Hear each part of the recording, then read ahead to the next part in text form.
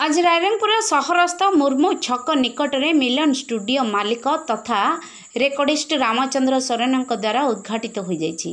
मालिकों कहवा अनुसार आज प्रतियोगिता दुनिया रे नुआ नुआ कलाकार निजर कला नैपुण्य प्रदर्शन एठारे करें। यह एक नुआ प्लाटफॉर्म कलाकार माने निजर गीत को रेकर्डिंग करें। एथिरे मध्य एल्बम और वीडियो एडिटर सुजोग पाइबे बोली सूचना मिली।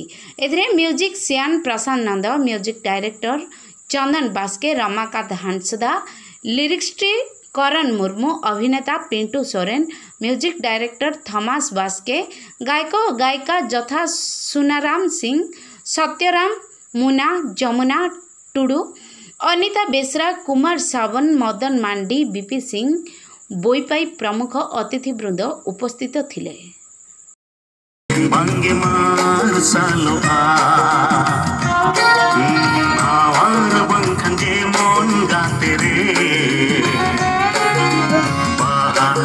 Rairangpur Shyamalendu Parida report, Digdarshan news.